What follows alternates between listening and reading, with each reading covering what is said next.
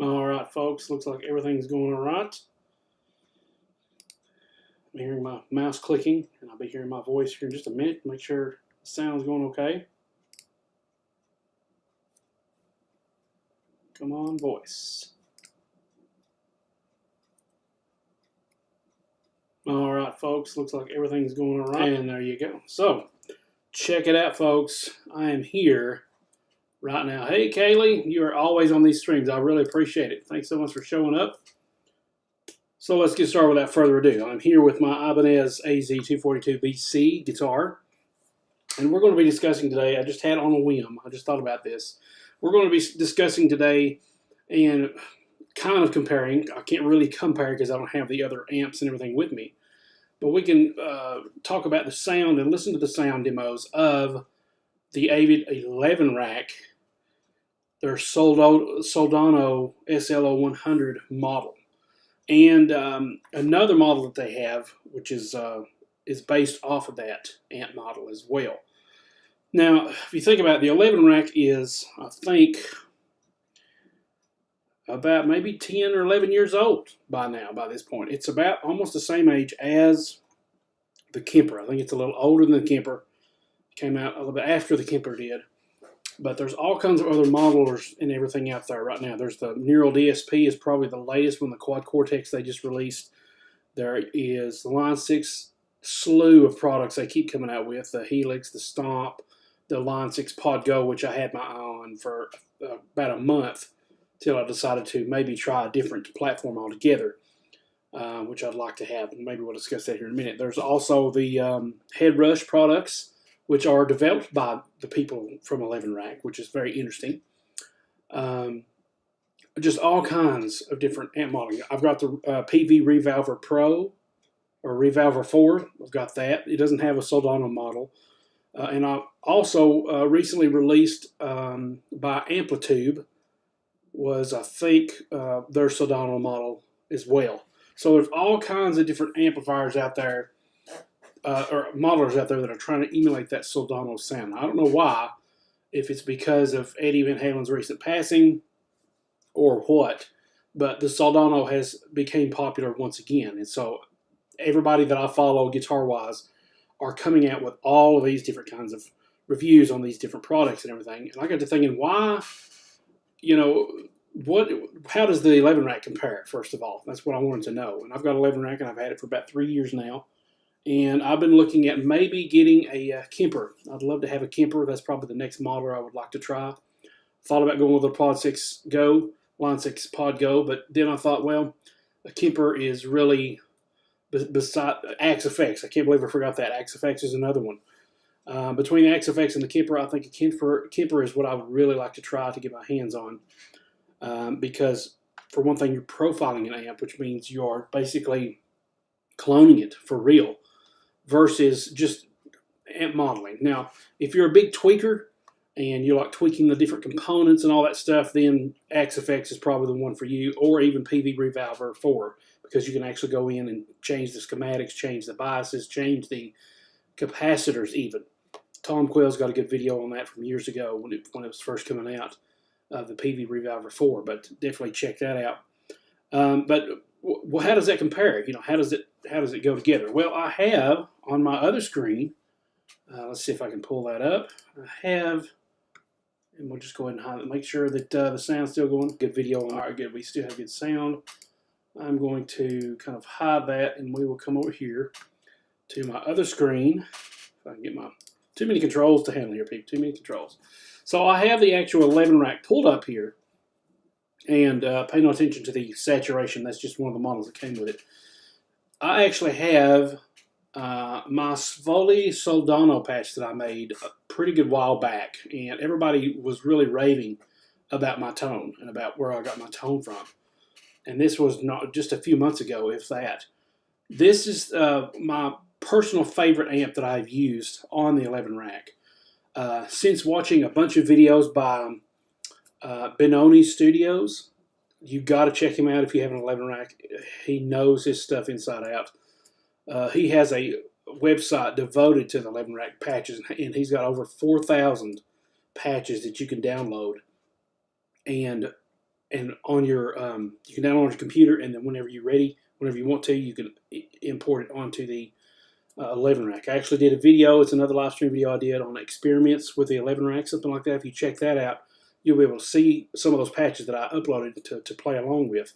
And it's just like the potential, it seems like it's unlimited. It's just so much to go for. Now, I know that the technology back then, back then it was ahead of its time, but obviously ever since then we've had the Kemper Profiler come out. The Quad Cortex has come out with its own profiling system, which they call capturing, and there's all this new technology. Does that mean, though, that the 11 rack is now obsolete? That all these others are obsolete and are way ahead of the game? Well, I have my own theory on the 11 rack, okay? This is just a side tangent here. The 11 rack hasn't had an update since Catalina came out, if then.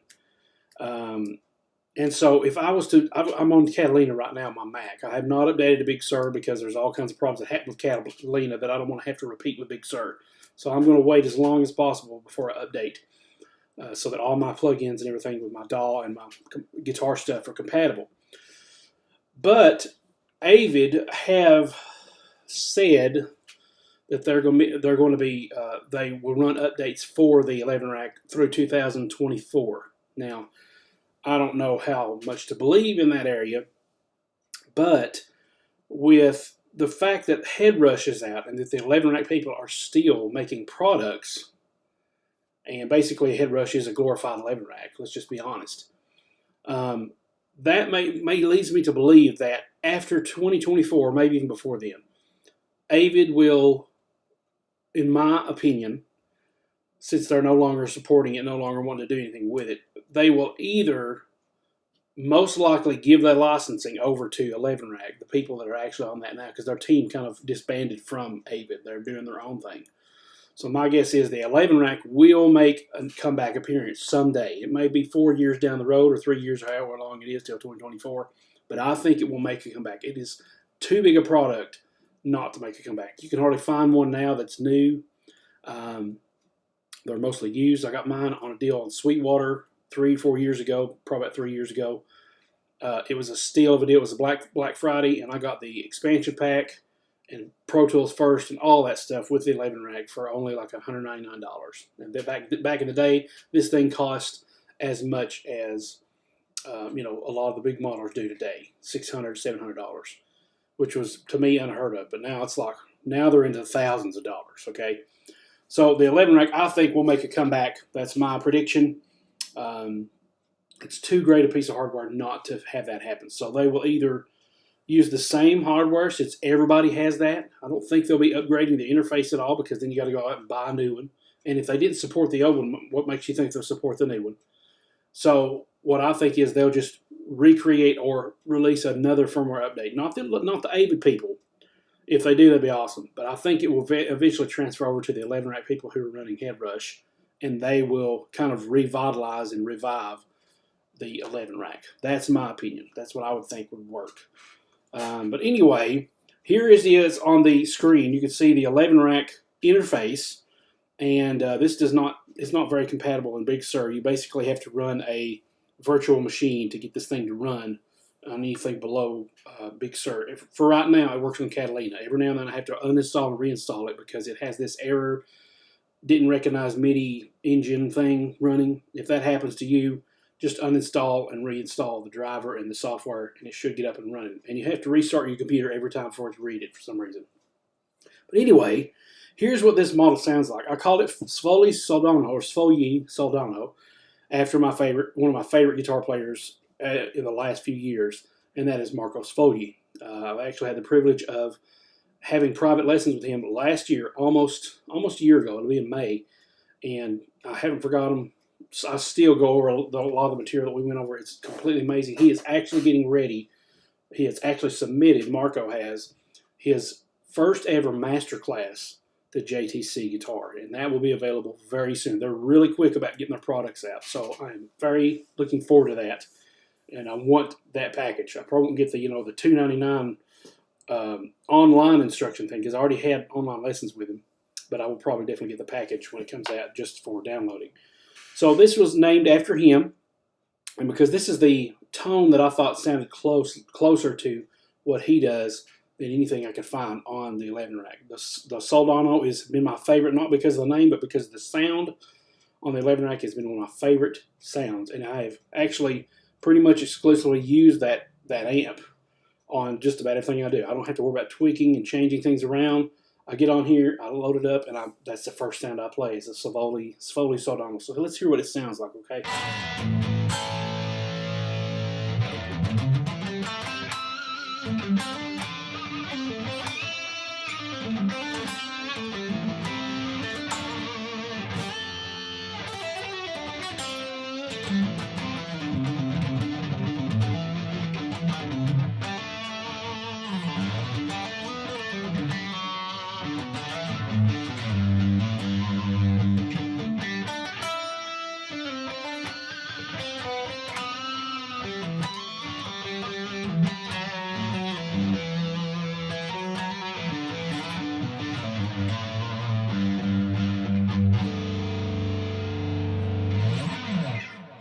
Okay, so that's with the neck pickup. Let's hear what it sounds like on the bridge. Let's go back to A.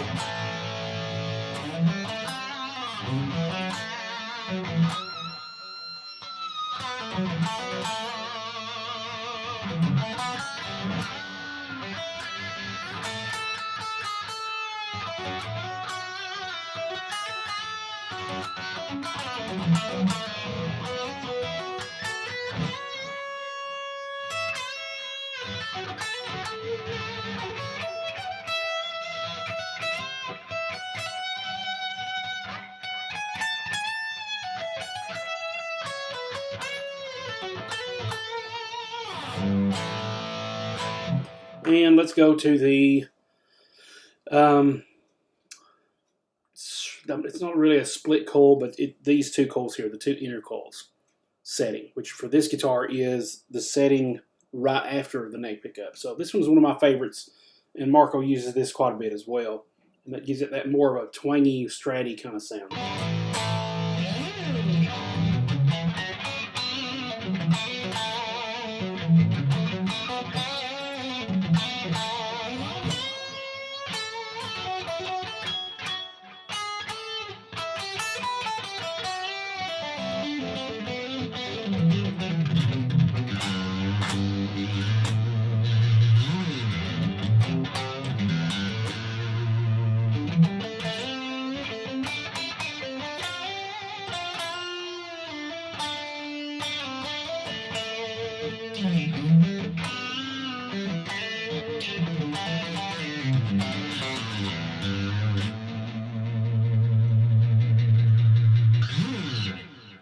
Alright, so that's what the three sounds mainly that you would get from this amp.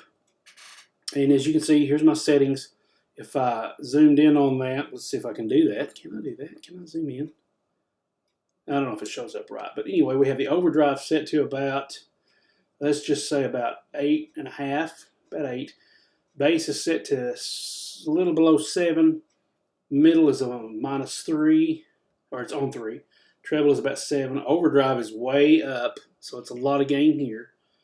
The presence is about 7. Now, we can take that overdrive down. This is the master volume, by the way. I've got it way up. Now, these are based on some specifications that Marco himself told me. When we was doing lessons, I was like, what do you do to get your tone? What are your settings on your amp and everything? And obviously, I know now that the amp is not all about, the best tone is not all about how your amp is set up. You're going to have the best tone when it sounds the best to you. His setup might not sound the best to me, but I kind of based this off of what he has told me. Now, the overdrive, the master volume is all the way up, so they have more of a compressive tone. I've also got a green distortion here, the JRC overdrive, which is a clone of, not a clone, but a modeling of the Ibanez Tube Screamer. And we've got just a little bit of overdrive to get it a little bit more spark. If I turn that off, I'll just go ahead and do that down here. I've got a MIDI controller that lets me do that.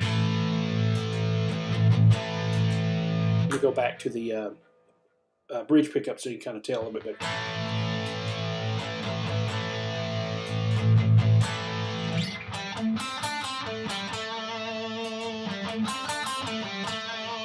So it adds just a little bit oomph, a little bit more of that, plus a little bit of a mid boost, as tube screamers tend to do. Now I actually have a real tube screamer on the floor over here, set up to those same pretty much settings. And that's what I did, was set that up to those settings on the floor. So here's how it sounds with my tube screamer on. This is off. And this is on. Okay, so that's on, that's down there if I want to do that rather than this emulation. This emulation is pretty good. It's pretty good. So that's on. I also have the delay and reverb. I apologize for this squeaky chair. One of these days I'm going to have to give me a better chair. I'm actually getting the audio from the Mac microphone. That's probably why you can hear the room noise and everything, instead of the microphone that I have set up here, because for some reason when it goes into the audio interface, this microphone sounds like stereo. It sounds like my voice is split between the left and the right, you know, and you can definitely hear that. Almost like if there's a weird phase alignment issue, and it kind of is distracting. So I just decided to go with that, and then the actual tone here is coming out of the 11 rack in the audio interface, so you're hearing it plain through the actual interface. So over here I've got the delay, just a simple dynamic delay. This is just a factory default, I guess. I've got my delay ducking that I've saved here. These are all different kind of delays based on Benoni Studios presets. Once again, he's got like over 4,000 patches. I forget what the name of the website is. It's 11 Rack Users or something like that .com. If you look up Benoni Sound or Benoni Studios 11 Rack presets or something like that, you'll be able to find it very easily. But this is just a simple dynamic delay. There's all kinds of other delays here, as you can see. Well, not all kinds of, but there's a few other ones here. They got a BBD delay and a tape echo. I've also got a reverb, which is just the 11 rack stereo reverb. There is 2 of these back panel spring 11 rack stereo reverb. So if I turned off, let's just say I turn off, here's what it sounds like with, okay, let's turn off the delay. And without the reverb.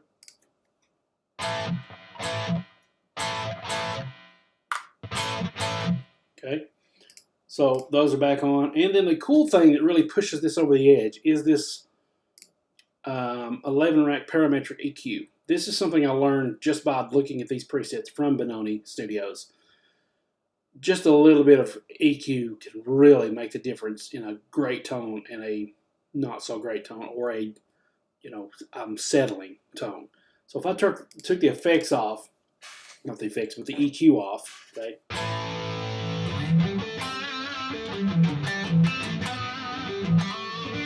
Okay, so you can still, it still sounds pretty good, but when you put that on,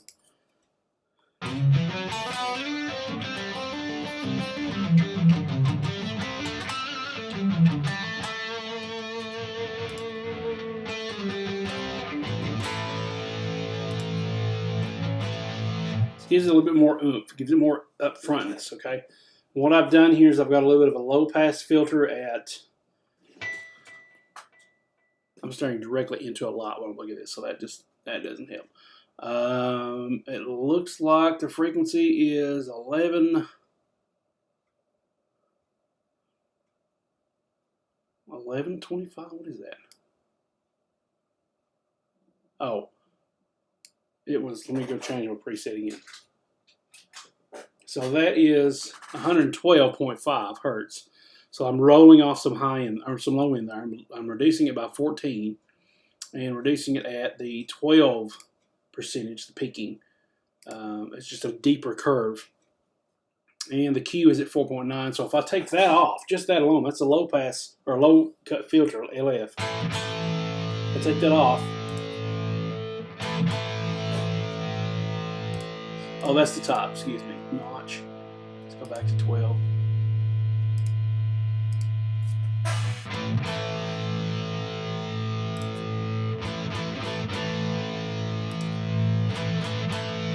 It rolls off the bass a little bit. You've got a little bit of mids coming down here, low mids, high mid frequency, and the high shelf. I bumped that up just a little bit.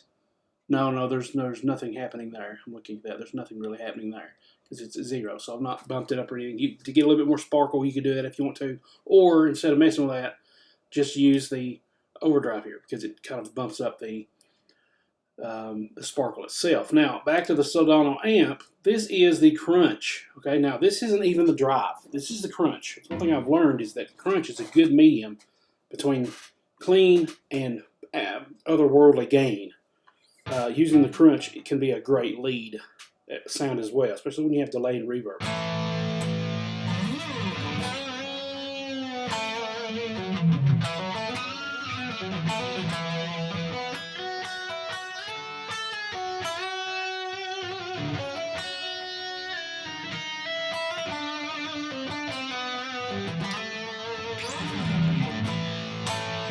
Okay.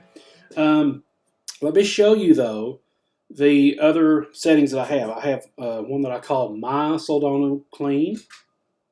Okay, so this is My Soldano Clean, as you can see that here. Now this is, or excuse me, that's the lead. Let me go back to clean. Clean is here.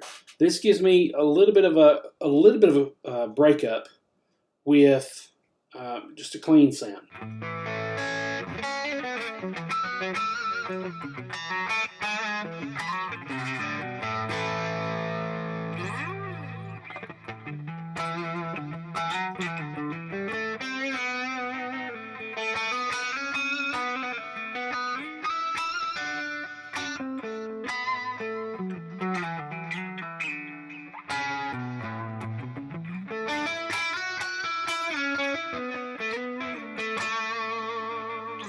Now that's got a little bit of the distortion on there. If I take that off, that's the overdrive pedal.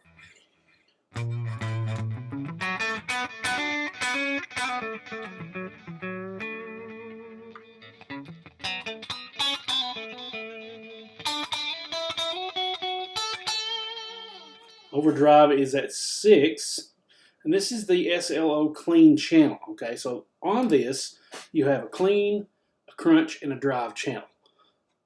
That's the way they've got it set up. There's not a button over here that allows you to click for different channels. It's just 3 different amp channels that way. So actually this overdrive being the clean channel, I can actually go all the way up to 10 and it won't be as gainy as the crunch. In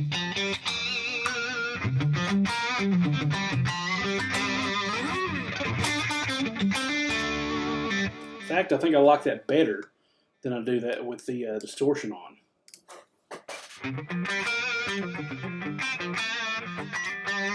Okay, so what I'm going to do is I'm going to go ahead and change that to probably about 9.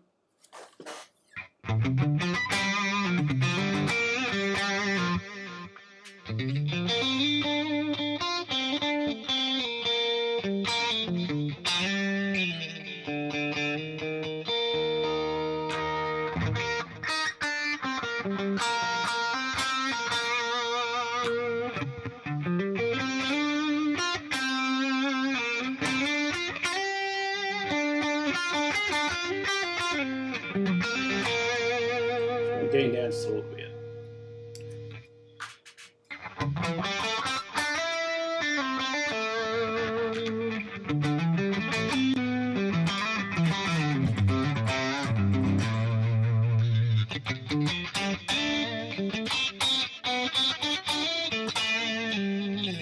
Okay, so I kind of like that, so I'm going to go ahead and save that.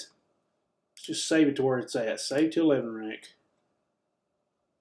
My Soldano Clean, My Soldano Clean were good, so the next time I go to that preset, it sounds like that, okay? And that leads us to the lead, okay? So now we have a lead channel. The overdrive is actually lower because it's so much gain on that channel. You don't need a whole lot. The distortion here, the Ibanez Tube Screamer is engaged. There's some other ones here that you have. You got like I think the DC is the Boss DS maybe. Black Op, kind of like maybe a full tone obsessive compulsive drive maybe. You got a fuzz and you got a boost. Okay, so I'm sticking with the Avid Tube Screamer, and that's what this sound. This is what that sounds like.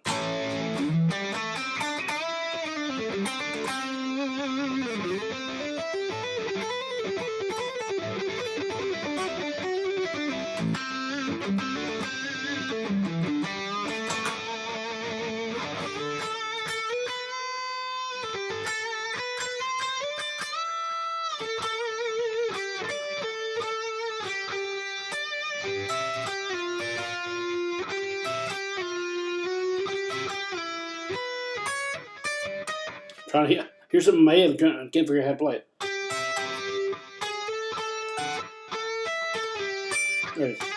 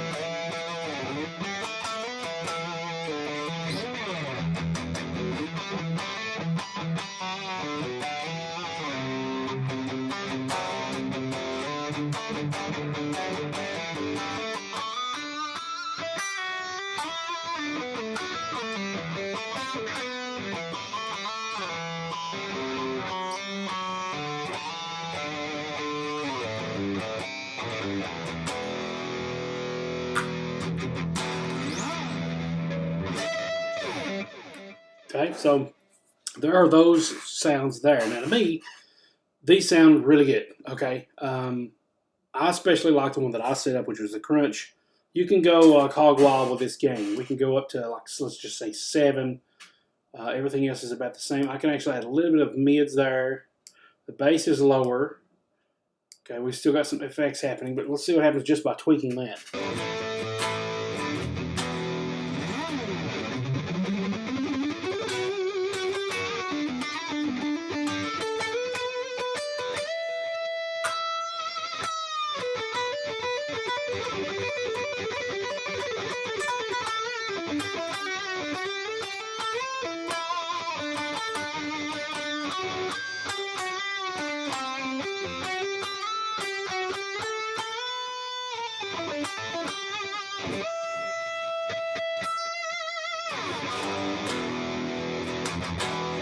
Okay, add a little bit of those mids, pushes that guitar forward in the mix a little bit overdrive. That sounded pretty cool to me.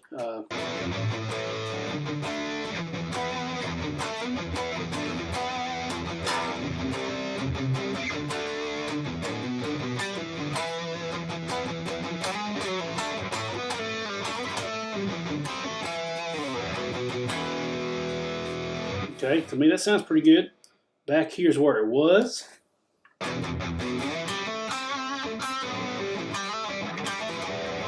For now, I think it sounds pretty good like that.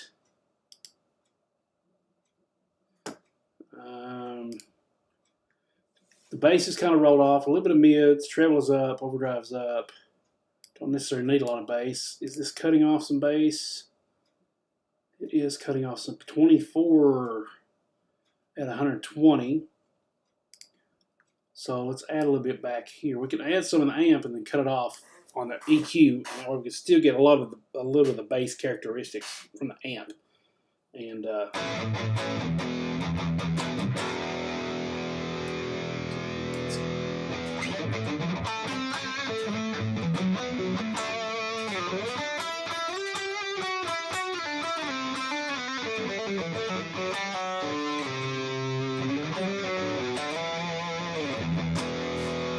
little too fizzy now, so mids can come down a little bit more. I like the overdrive at about 6 or 7. Let's put it back midway between. That could be coming from the bass. I'm hearing that fizziness, so.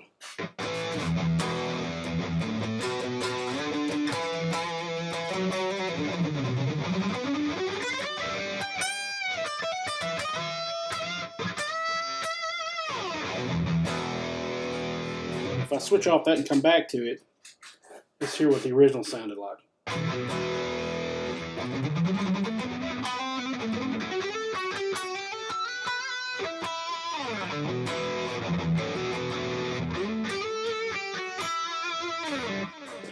Okay, so I don't know. You can tweak a few settings and things like that.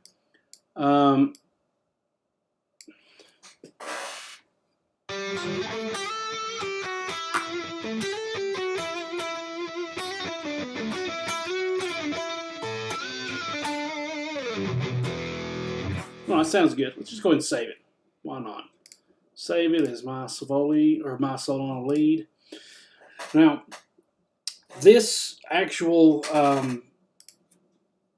the amp that I'm using here, the Foley Soldano, or not just the Foley Soldano, but the Soldano in itself, is the amp that I used on my newest track, Enter Dawn. Okay, I just released that like at the end of March. If you haven't checked that out, check that out over at, you can check it out on Spotify, or it should be on like Pandora and a bunch of other places, iTunes, Apple, Google Play, places like that. It's called Enter Dawn, and I use this guitar with the Soldano amp setting. Okay, that's for the leads, that's for the solo and everything. So let's just give you a little bit of a preview of what that sounds like. Here's the clean, and so it's in D. Before I do that, though, now to me that don't sound very clean. So going back to it, I want to change it back to something that.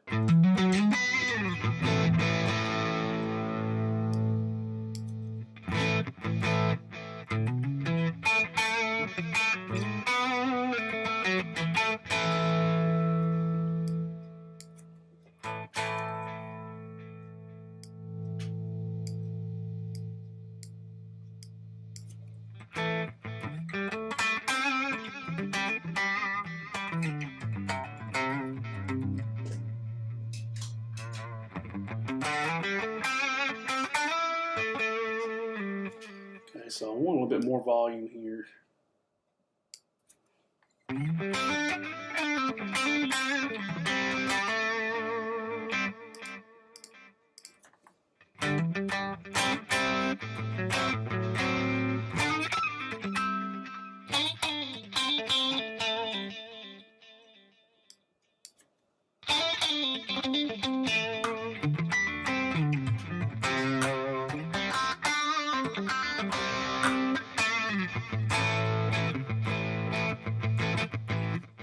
Let's save that.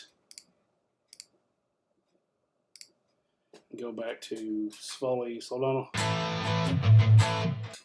lead and clean. That's good. So it's in D, and it's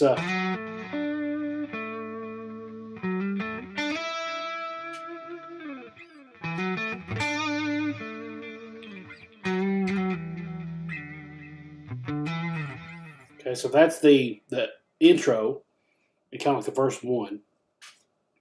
I'm actually using my Digitech Freakout pedal for the first part. So it's like okay,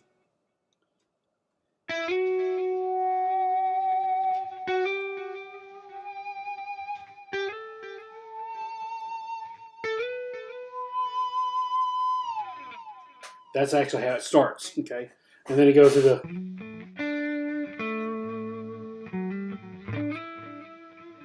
It's very responsive too, with their zero or high Z impedance thing that 11 Rack created with this 11 Rack.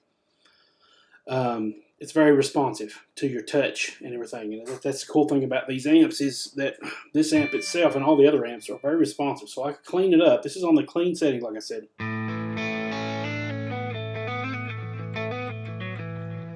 Then play harder.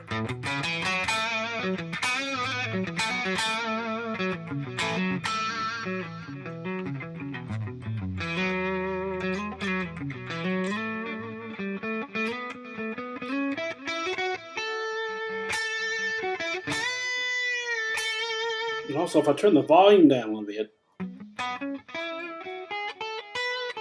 I can clean it up as well. So I can have a lot of grit. Turn that down just a little bit, maybe a quarter of a turn. I'm on like 6 or 7 on the knob. More. Full blast. A bit of a turn.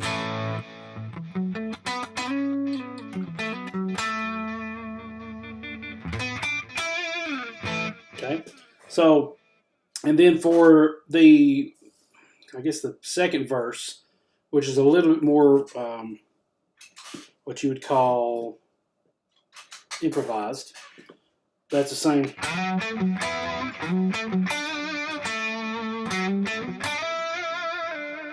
Okay, and all I did there was I used the same patch, the same setting to clean.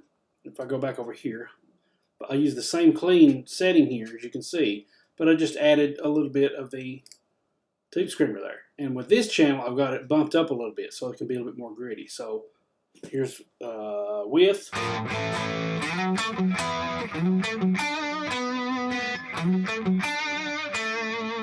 Here's that.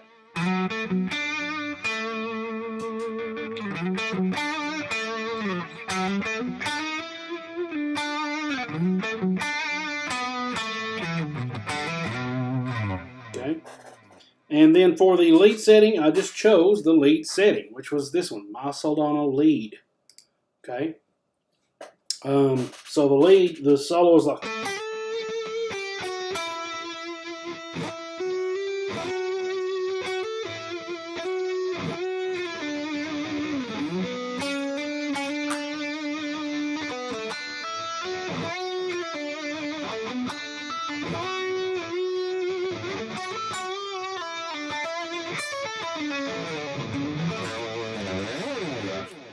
Okay, and so that's what I use with the Soldano lead setting. Now, obviously, I've tweaked it just a few minutes ago, so it's not the exact same setting now that I used. But the point is I used the Soldano amp for all of those, okay? So let's talk just a minute then.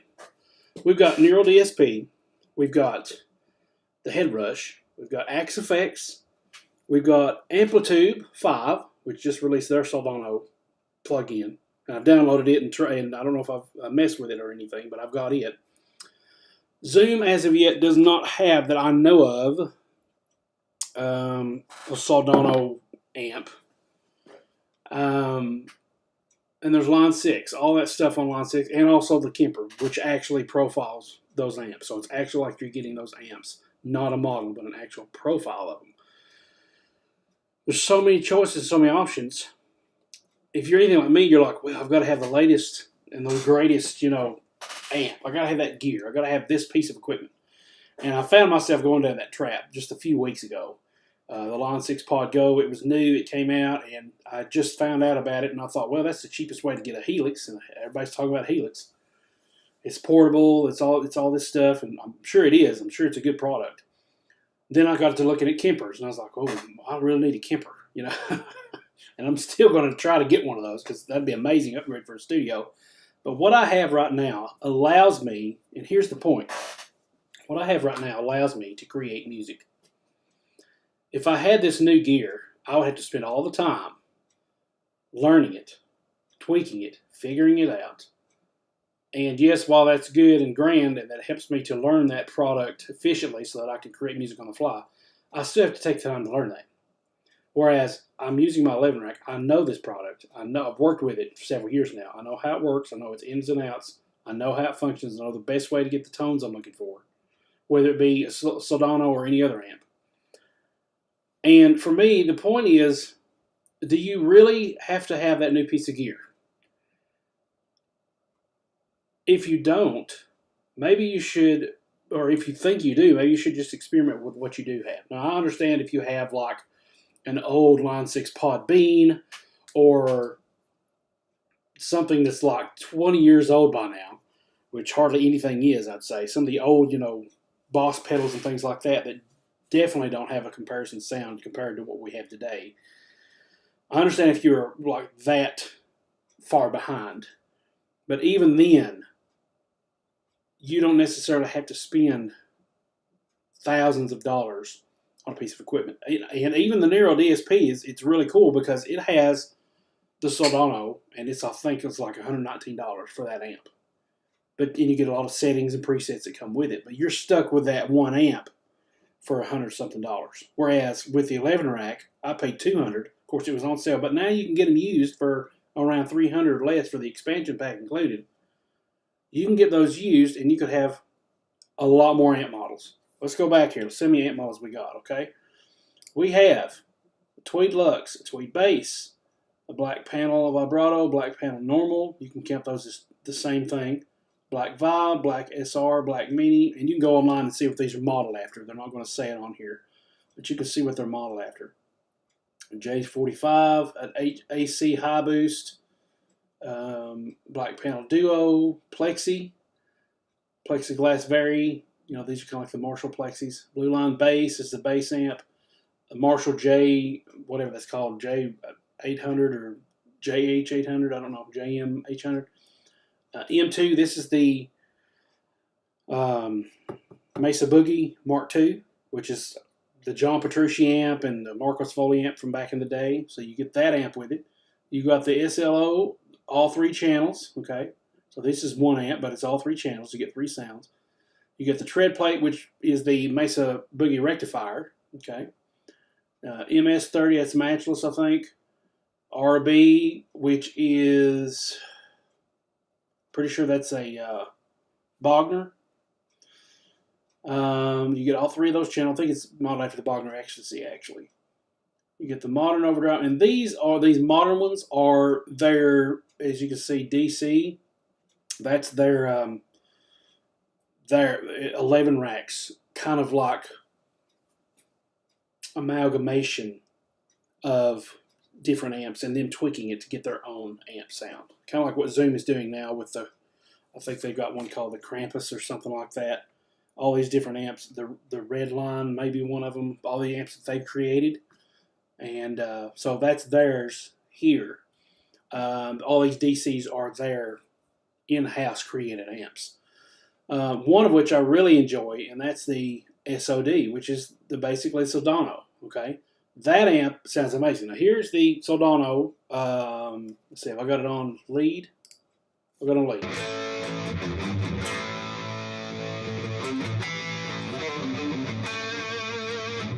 If I go to this other amp, a modern SOD, which is modeled after Soldano.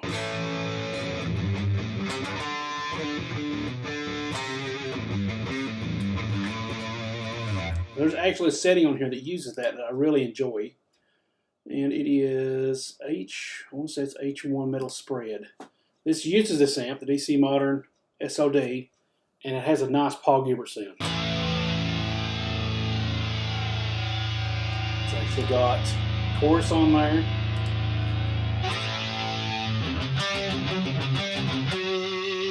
If I recognize that one.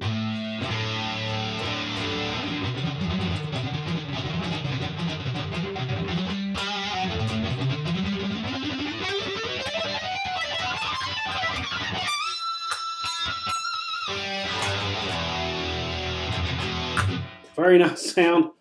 It's big because of this delay in this chorus. So if we take those 2 off, and this is, I think, is a compressor. Yes, if we take those 2 off, we have this.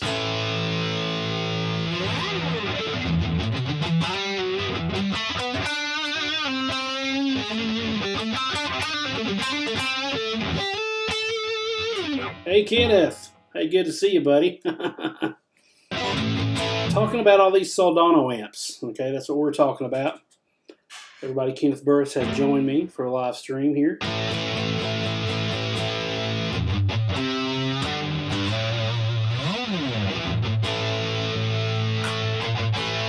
Now, to me, that sounds, it's got a beast of a tone there, okay? But yeah, you've got all these amps. If you get this versus, now, the Neural DSP, you've got, if you just buy those things like the Gojira, the, let me find my thing here again. You got the Gojira, you got the Neural DSP Archetype, Nolly, Fortin, Cali, Sweet, plenty preset amps and all this other stuff. Each one of those is over $100, so you're going to be spending $1,000 or something like that anyway to get all those amps. Whereas they just released a quad Cortex, which is like $1,600, I think, and you can get that. The Kemper is $17.99. The Line 6 Pod Go was $499. Last I checked, they were $479. The Helix is like $1,600. So that's what you're looking to spend on these. Now, some people are just straight up G-Run.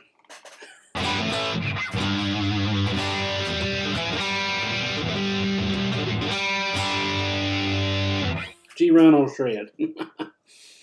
So you've got all these other ones that emulate, unless it's like the quad cortex, they can actually profile or capture, and the Kemper they can capture.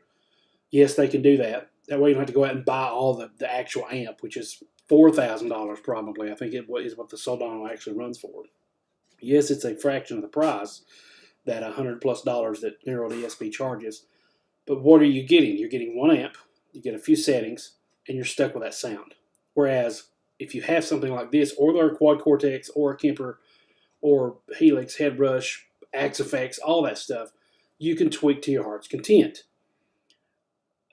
The point is, if you already have something like that, there's no point in going out and rushing to buy the latest thing. To me, it seems to me that all these modelers and everything, and Zoom is coming out with a new one too. I love Zoom products. They're coming out with a new one, the Zoom G6. But to me, it's almost as if it's like all these guitar modelers are like the new iPhone revolution. You get one of them, and then guess what? 4 months down the road, they've released version 2, version 3, we're up to iPhone 12 now, I think. Okay, so every year there's a new one, or there's an update, or you got to buy a new piece of hardware. Line 6 is producing this stuff as fast as you can imagine how many different. Now they have the HX Stomp. Not the Stomp, but the other one that's got 6 buttons, which is basically a Line 6 Pod Go without the expression pedal. Why do you need that? I don't know. But they're making money off that. Okay, it's not to say that they shouldn't, but the point is that there's so many of these that you can get. I mean, there's all these different ones. You don't have to have the latest gear. Yes, I would like to have a Kemper. Yes, I will be seeing if I can try to get a Kemper somehow. Maybe even to review on the channel. That'd be nice to start working on that. But like I said, this helps me create music. I know it. I know its ins and outs. The PV Revolver 4 software, I know how to work that. I know the sounds that I'm looking for there. Now I have the amplitude, which I don't even know if I ever use. I've got the Soldano sound here. Why do I need their Soldano? It's there in case I need it. You can get all kinds of endless. There's even one by ToneLib. They're really good. I just seen a review on Spatry's Cup of Linux the other day on his channel. I like his channel. Anything you need to know about Linux, he knows it. But he just did a review on the ToneLib, which is what I was using for the Zoom. ToneLib Zoom. Let me see. Can I show you? Let me just pull that up. I don't have it on here with my Zoom pedal, though. That's the thing. I don't know if it'll pull up or not. It's not going to pull up, I don't think.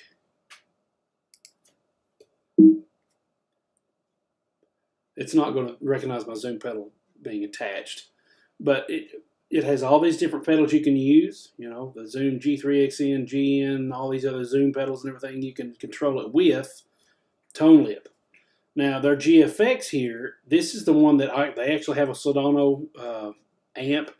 They have all kinds of other modelings, and you can actually tweak it, and it's kind of like its own editor on the screen. I think it's only like $40, which to me is worth it because you don't have to worry about lugging a piece of hardware around. Which in this case, though, you will have to have your computer as your amp and your modeling software. So that's the bad thing about that is you can't really lug this to the gig all the time if you don't want to do that. I would rather have a piece of gear and a piece of hardware to do that with. And that's just my opinion. So how does this stack up against the other ones? I think it's very adequate. Even being 10 years old or maybe 11 years old, it's very adequate for what it does, okay? This thing has some amazing sounds, and the very fact that you can tweak it, let me just show you here, folks. Over 4,000 presets. I mean, I'm not kidding. This is just unreal, ridiculous how this works. Let me find it here. All right, so if I go to,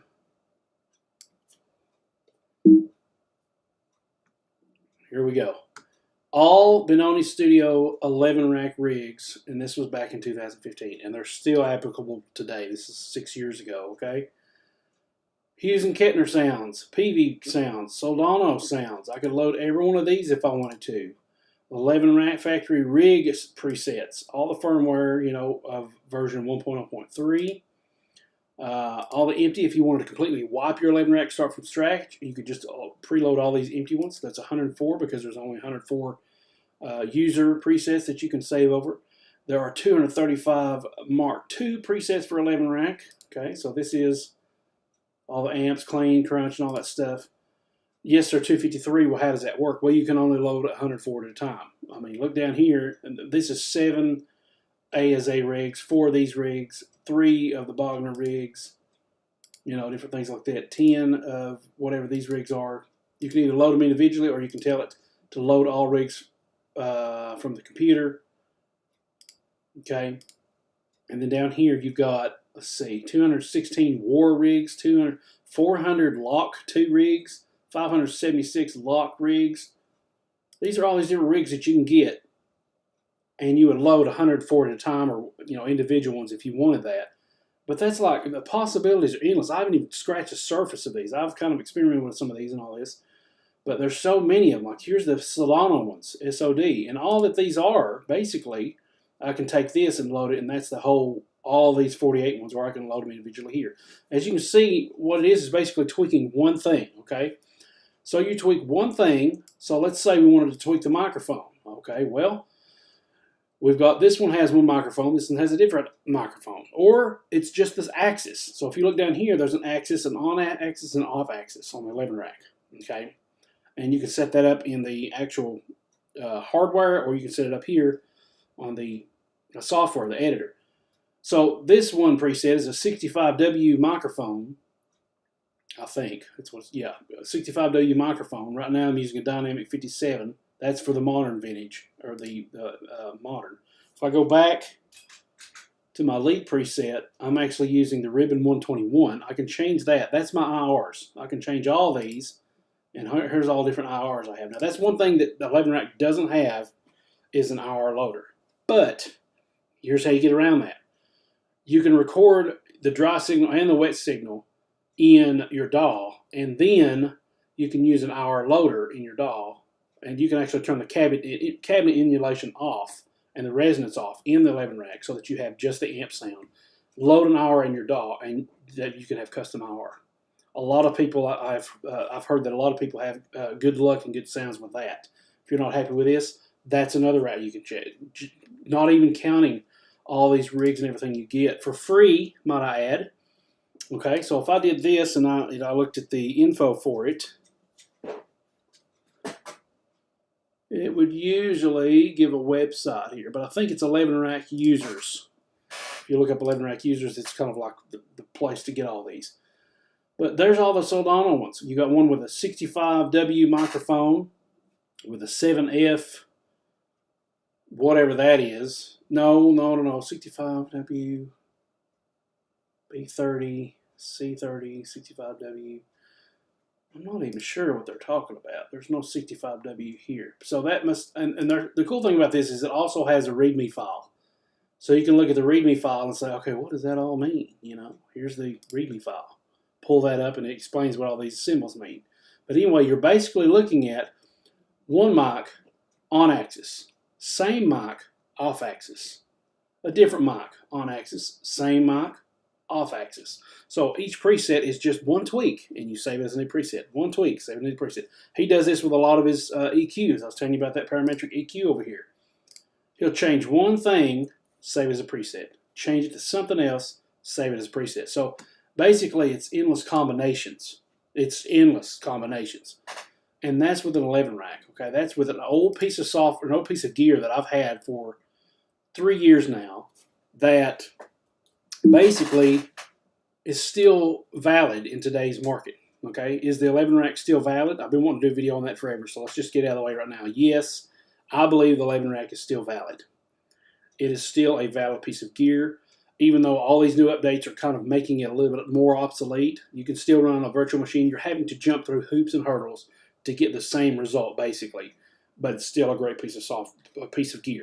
I can take this to a gig. If I was going to play a live gig or whatever, I can take it with me, hook it up, all my settings are there, all my presets are there. I can do all the tweaking at home via the editor, and then when I take it to a show, it's ready to go. Okay, that's the same thing you would do with anything else, really. You wouldn't sit there tweaking and messing around with all the buttons and everything. That would get old in a heartbeat, especially if it's a floor unit. You don't want to sit there like this, or you want to do all that on a computer so that you can actually play when you get to the show, right? You can do that with 11 rack. You can do that with these other things. You can do that with a Zoom 50 MS50G. This has a stomp box mode on it. Just because all these other gear are coming out doesn't mean I have to go run and buy it, all right? Does it serve a purpose that I need? Do I absolutely need it? There's a lot of good videos on this. You know, it's called GAS, Gear Acquisition Syndrome, GAS. Do you have GAS? If you're a musician, it's likely that you have GAS because there's the latest new gear out there everywhere you look around, and you don't necessarily need it. That's the point. Save your hard-earned money. Use it to create music, all right? And then if you reap some rewards from that music, then yes, if it's in your budget and it's not going to bust the bank, it's not going to put you in the negative, go out and buy that thing. Maybe you've earned it. Maybe you deserve it.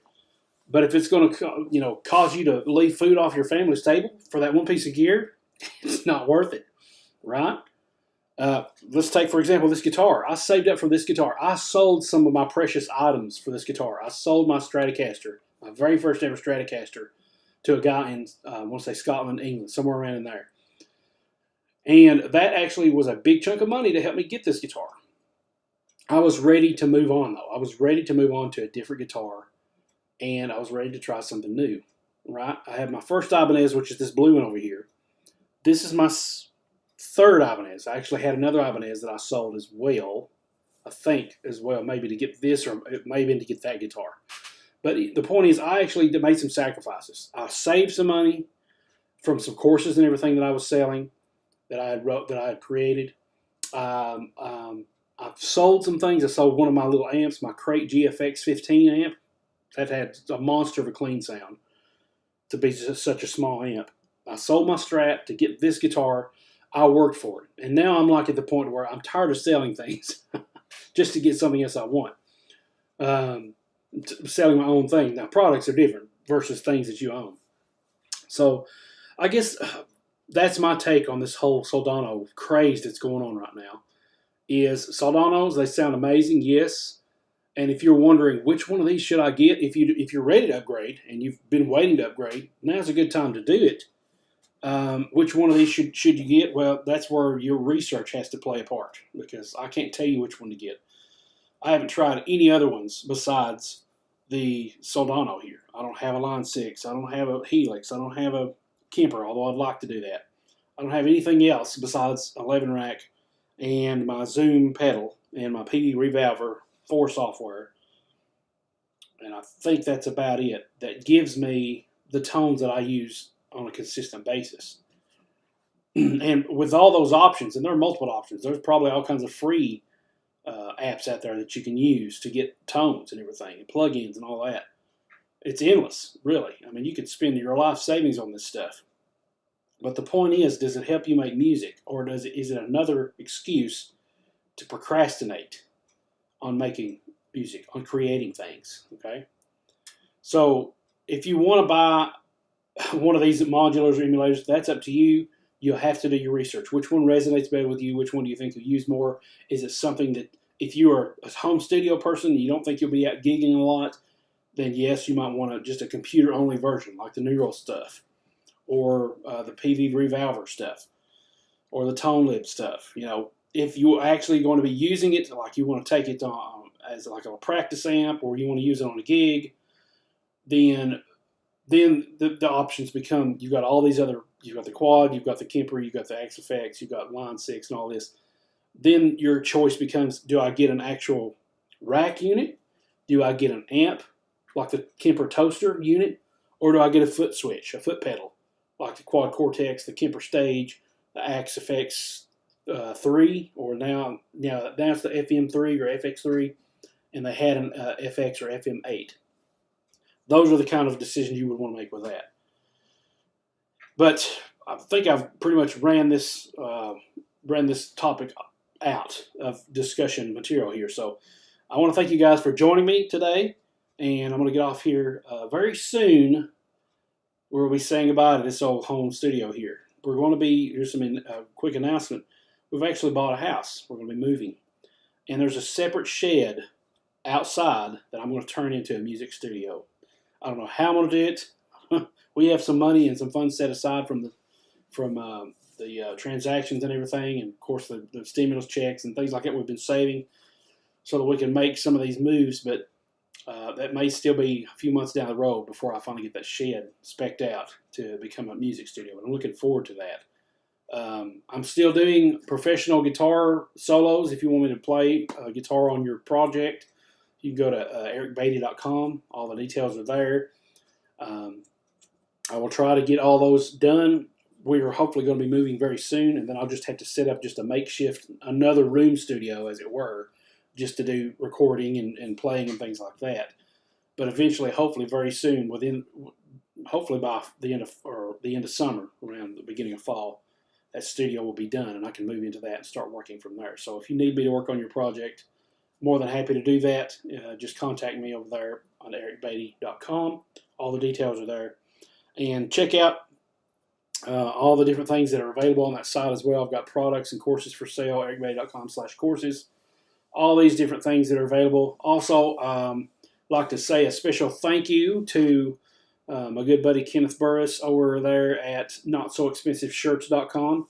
They're actually sending me out some products to try out and to test out, and I will be featuring some of them very soon. I also have some videos I'm working on, another 11 rack video on how to integrate it with a MIDI foot control switch. How I've done that. I've got that one in the works and another in the works of my Breedlove. I've recently spec'd it out and customized something very important on it. And if you've been over my Instagram, you know exactly what it is. It's Instagram, ericbeatty.com/Instagram. I can't remember if it's the Eric Beatty or Eric Beatty that I use on there, but it's one or the other. But you can check that out if you haven't checked it out yet. I've been really excited about this. Maybe some collaborations in the works that are happening very soon. So a lot of stuff going on, a lot of stuff to get done. So I'm going to get off here and take a little break, and then we'll see. Maybe do some packing or something. I don't know. But we'll see you guys in the next video. And thank you so much for watching. Thank you so much for staying tuned. And just remember, keep creating music, okay? Keep creating. Buy and support the things that help you create as a creator. Help you give of yourself to the world what they need to hear, okay? So the world needs your music. The world needs your creativity. You need to support things that are going to help you achieve that, okay? Don't just do it because your favorite guitarist uses it or your favorite whatever plays that same instrument. Yes, I wanted Ibanez's because Steve Vai and Joe Satriani and Paul Gilbert and all those guys played Ibanez's. But ultimately, I want an Ibanez because it says quality, it says craftsmanship, and they are great guitars, okay? And they're beautiful. I love the way they look. I mean, totally love this guitar, the way it feels, the way it plays. Love that one back there, that RGEW 521 MZW, that zebra wood one. Love the way it sounds, love the way it looks and handles and plays and all that. But before I ramble any further, thanks so much for watching, guys. I'm going to get off here. You guys have a great day.